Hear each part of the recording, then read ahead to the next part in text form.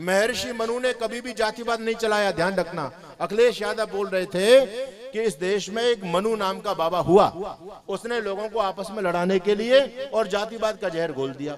उनको मनुस्मृति को पढ़ने की आवश्यकता है। महर्षि मनु ने कभी भी जातिवाद नहीं चलाया और हमारे सनातन धर्म में कभी भी जातिवाद था ही नहीं। अगड़ा पिछड़ा दलित सवर्ण ये कुछ भी नहीं था हमारे यहाँ। हमारे यहाँ 4 वर्ण थे और 4 वर्ण तो वैदिक हैं, उनमें कोई भेदभाव वाली बात नहीं है। उस वर्ण में सबका सम्मान है, योग्यता के आधार पर उनको पद दिया जाता है। वर्ण व्यवस्था थी जो योग्यता के आधार पर थी, वो जन्म के आधार पर नहीं थी, जो वैदिक है। और आज भी वर्ण व्यवस्था के बिना इस समाज नहीं चल सकता। हमारे 4 वर्ण थे। लोगों ने महर्षि मनु को गाली तो दी, लेकिन महर्षि मनु के सिद्धांत के बिना आप समाज को नहीं चला सकते। महर्षि मनु ने 4 वर्ण दिए जो कार्य के विभाजन के आधार पर थे। सरकार ने, अंबेडकरवादियों ने संविधान में 4 ग्रेड दे दी, first grade, second grade, third grade और फोर्थ ग्रेड। ये 4 ग्रेड है, ये 4 वर्ण ही तो है। जो फर्स्ट ग्रेड का अधिकारी है वो फोर्थ ग्रेड का काम नहीं करता, थर्ड ग्रेड वाला फर्स्ट ग्रेड के अधिकारी का काम नहीं करता। ये कार्यों का विभाजन ही तो है। और वर्ण व्यवस्था में क्या है? वर्ण व्यवस्था में भी कार्यों का विभाजन है। ब्राह्मण का काम क्या है? ब्राह्मण जन्म से नहीं है, ब्राह्मण कर्म से है, याद रखना। और जब से हमने इन चीजों को जन्म से मान लिया, वहीं से विनाश प्रारंभ हो गया। भगवान कृष्ण कहते हैं चातुर्वर्ण्यम मया सृष्टम गुण कर्म विभागशः। ये 4 वर्ण है, ये जाति से नहीं है, ये गुण कर्म स्वभाव के आधार पर है।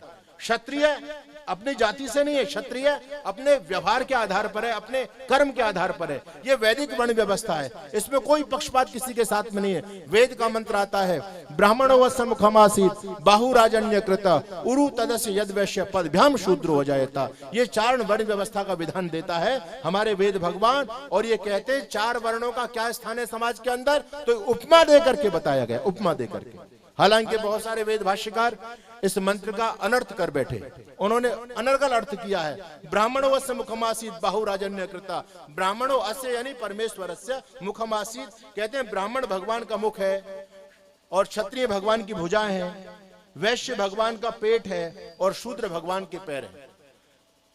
और लोगों ने फिर भाष्य चेंज किया। जब लोगों ने कहा ये भाष्य समझ में नहीं आया, तो लोगों ने कहा इसका मतलब ये है कि ब्राह्मण भगवान के मुख से पैदा हुआ, ब्राह्मणो वस्य मुखमासीत्। बाहु राजन्य कृता, और राजन्य क्षत्रिय लोग भगवान की भुजाओं से पैदा हुए, और वैश्य भगवान के पेट से पैदा हुआ, और शूद्र भगवान के पैरों से पैदा हुआ। लोगों ने कहा यह भी कोई अर्थ प्रासंगिक नहीं है। अरे मुख से आदमी कैसे पैदा हो सकता है भाई? मुख से तो खकार थूक पैदा होते हैं, आदमी कैसे पैदा हो जाएगा? ऋषि दयानंद का बड़ा वैज्ञानिक अर्थ पढ़िए। ऋषि दयानंद वहां तक पहुंचे जहां कोई चिंतन ही नहीं कर पाया। ऋषि दयानंद ने कहा इसका ये अर्थ नहीं है कि ब्राह्मण भगवान के मुख से पैदा हुआ, नहीं, ब्राह्मण भगवान के मुखवत है। यहाँ पर एक कल्पना की गई है, यहाँ कार्यों का विभाजन किया गया है। एक पुरुष की कल्पना करके फिर उसके शरीर के आधार पर कार्यों का विभाजन किया गया है। ब्राह्मण वस्य मुखमासीत्, ब्राह्मण मुख के समान है। जैसे हमारे शरीर में मुख जो होता है ये सर्वोपरि होता है, सबसे ऊंचा होता है और ये तपस्वी होता है। ब्राह्मण जो वर्ग है वो तपस्या का प्रतिनिधि करता है, तपस्या का प्रतीक होता है। आप देखिए जब सर्दी का समय होता है, भयंकर जब सर्दी पड़ती है, हम पूरे शरीर को ढक लेते हैं, लेकिन मुख हमारा तभी खुला रहता है। यानी ब्राह्मण का वही धर्म है। ब्राह्मण कभी भी विलासी नहीं हो सकता, ब्राह्मण कभी भोगी नहीं हो सकता। ब्राह्मण जो होता है वो तपस्वी होता है, और ब्राह्मण यानी मस्तिष्क, यहाँ पर सारे शरीर का कंट्रोल होता है। मस्तिष्क के अंदर पूरा ज्ञान होता है, मस्तिष्क के अंदर पूरी विद्या होती है। तो ब्राह्मण का काम क्या है? ब्राह्मण का काम विद्या का प्रचार करना। ब्राह्मण का काम, मस्तिष्क का काम है समाज में अच्छाई का प्रचार करना, सच्चाई का प्रचार करना, विद्या का प्रचार करना, लोगों को विद्या ज्ञान देना, ये ब्राह्मण का काम है। बंधुओं, ये ब्राह्मण को जन्म से नहीं, ब्राह्मण कर्म से होता था। ब्राह्मणो वस्य मुखमासीत् बाहु राजन्य कृता। और राजन्य कहते हैं क्षत्रिय लोगों को। क्षत्रिय कौन होता है? कहते हैं शरीर में जो काम भुजाओं का होता है, हाथों का होता है, वही काम समाज में क्षत्रिय का होता है। आपके शरीर पर कोई हमला करे, आपके सिर पर कोई लाठी मारे, आपके पैर पर कोई लाठी मारे, रक्षा करने के लिए कौन खड़ा होता है? सिर पर लाठी पड़ रही है, लेकिन सिर की रक्षा के लिए क्षत्रिय खड़ा हो गया, बोले जब तक मैं हूं तब तक तेरे पर कोई आपत्ति नहीं आने दूंगा। कोई पैर में लाठी मारता है तो नीचे हाथ तत्काल आ जाता है। ये समाज में क्षत्रिय का काम होता है। जब किसी वर्ग पर कोई अन्याय करता है, अनीति करता है, धर्म करता है, तो उसका प्रतिकार करने के लिए क्षत्रिय समाज है। उसका ये दायित्व होता है कि किसी का शोषण नहीं होना चाहिए, किसी के साथ में अन्याय नहीं होना चाहिए, किसी के साथ में अनीति नहीं होनी चाहिए। जो हमारे शरीर में हाथों का जो स्थान है, वही समाज में क्षत्रिय का स्थान है। उरु तदस्य यद वैश्य। और हमारे पेट में जो वैश्य का यानी पेट का जो स्थान है, जो पेट का काम है, वो समाज में वैश्य का काम होता है। अब पेट का काम क्या है? हम खाते पीते हैं, कहां स्टोर होता है? पेट में स्टोर होता है। लेकिन पेट अपने पास में नहीं रखता उसको, पेट उसको पूरे शरीर में सप्लाई करता है। 7 धातुएं बनती है शरीर के अंदर, है ना? अस्थि, मज्जा, रक्त, मेद, वीर्य आदि, वो 7 धातुओं में विभक्त हो जाता है। पेट अपने पास में नहीं रखता, पूरे शरीर को सप्लाई करता है। उसी प्रकार से धन कमाना किसका काम? वैश्य का काम। लेकिन वैश्य केवल उस धन को अपने लिए प्रयोग नहीं करता, वो राष्ट्र के लिए, वो 4 वर्णों की चिंता करता है। जैसे भोजन पूरे शरीर में सप्लाई होता है, उसी प्रकार से वैश्य का धन केवल वैश्य के लिए नहीं है, वो 4 वर्ण के लिए होता है। उरु तदस्य यद वैश्य पदभ्याम शूद्रो अजायता। और शूद्र का मतलब, शूद्र का मतलब जो हमारे शरीर में पैर का स्थान है, वो समाज में शूद्र का काम होता है। पैर पूरे शरीर को ढोते हैं। पैर का मतलब होता है सेवा करना, है ना? अच्छा बताओ, सेवा करना बुरा है क्या? जो सेवा करता है उसका समाज में सम्मान बहुत बड़ा होता है।